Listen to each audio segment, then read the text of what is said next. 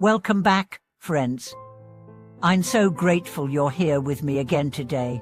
If you've ever felt lost in the noise of modern life, overwhelmed by pressure, or unsure where to find lasting peace and happiness, then this video is especially for you. Because today, we are going to explore a question that lies at the heart of our spiritual journey. Can true peace and happiness really be cultivated through inner spiritual practice? And if so, how? In a world that constantly pushes us to do more, achieve more, and consume more, the promise of inner peace can feel almost like a fantasy. But across centuries and cultures, spiritual teachings, especially those rooted in Buddhism, have pointed to a very different truth. Peace is not out there. It is within us. It is not a destination, but a return to our own stillness, our own presence, our own awakened mind. So how do we begin this return? And what does it really mean to engage in spiritual practice? Let's start by acknowledging a core misunderstanding. Many people think spiritual practice is reserved for monks, for mystics, or for people who retreat into the mountains. But true spiritual practice does not require robes or rituals. It requires sincerity. It's not about escaping life. It's about transforming how we live within it. And that transformation begins with the mind. The Buddha taught that all suffering rises in the mind, and so, too, does liberation. The mind, when left untended, becomes a wild and anxious thing. But the mind, when trained, becomes a source of immeasurable peace.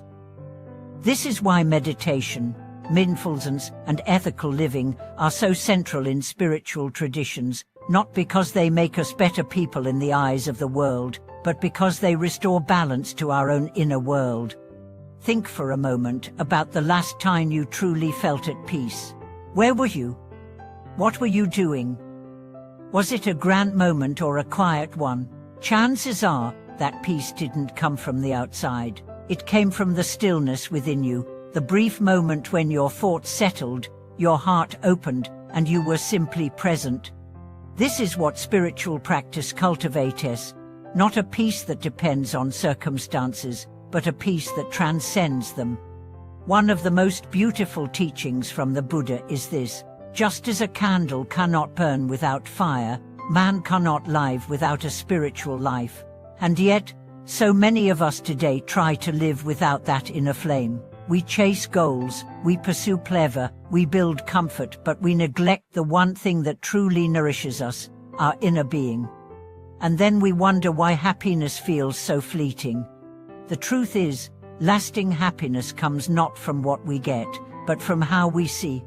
It comes from insight, from wisdom, from understanding the nature of reality, its impermanence, its interconnectedness, its emptiness. And this understanding is not intellectual, it's experiential. It comes from practice. So what does practice look like? It begins with silence, with sitting down, closing your eyes, and just breathing. With learning to listen to your breath, to your body, to the storm of thoughts within your mind.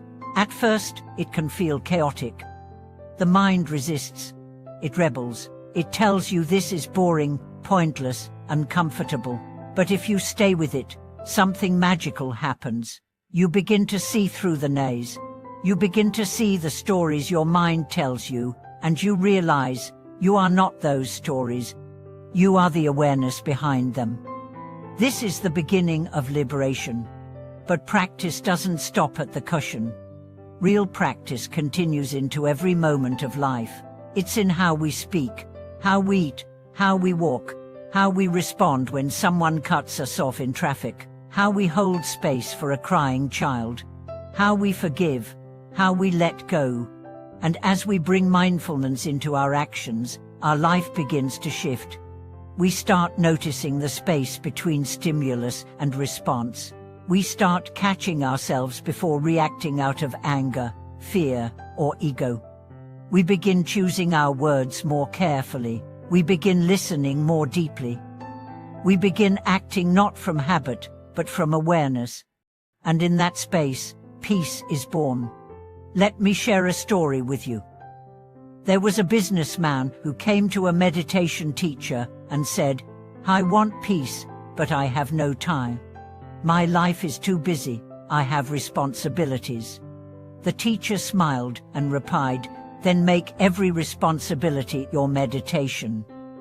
When you speak to your employees, do so with presence. When you make decisions, do so with compassion. When you eat, taste your food. When you walk, feel the earth. Your life is your temple. Your actions are your prayers." This teaching changed the man's life. He didn't become a monk, he didn't leave his career, but he changed how he moved through his world, and over time, the anxiety that had haunted him began to dissolve, not because his circumstances changed, but because his consciousness did. This is the promise of spiritual practice. It doesn't promise to fix your life, it promises to awaken you within it. And once awakened, the same life you once resisted becomes the very path to your freedom. But let's be honest, practice is not always easy. There will be days when you feel stuck, when your meditation feels dry, when your heart feels closed, when your mind screams louder than your silence. And that's okay. Because spiritual practice is not about perfection, it's about persistence. It's about showing up again and again, even when you don't feel like it, even when it feels pointless, because each time you show up, you're planting a seed, and those seeds grow. Over time, you begin to notice subtle shifts. You react less, you worry less, you appreciate more. You begin to feel a kind of quiet strength, a strength that doesn't come from controlling life, but from flowing with it. And this strength is the foundation of true happiness. Because happiness is not the absence of pain. It's the presence of peace, the deep knowing that no matter what happens, you are rooted, you are steady.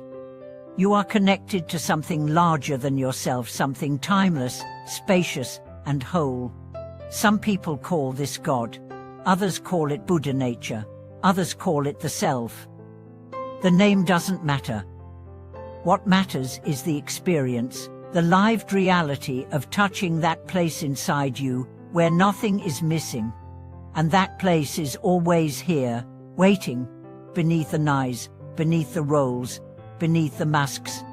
All you have to do is turn inward, listen, breathe, trust. So, if you've been searching for peace, know that you're not alone.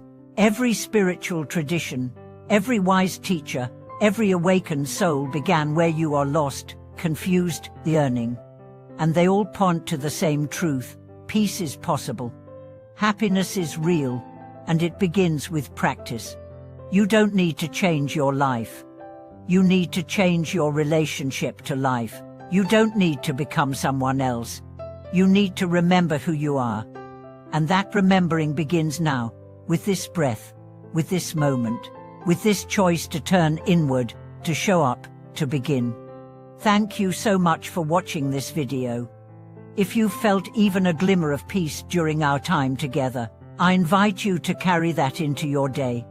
Share your thoughts in the comments. Let us know what spiritual practice means to you. And if today's message resonated with you, please like, subscribe, and support the channel. Until next time, may your path be steady, your heart be open, and your life be lit from within.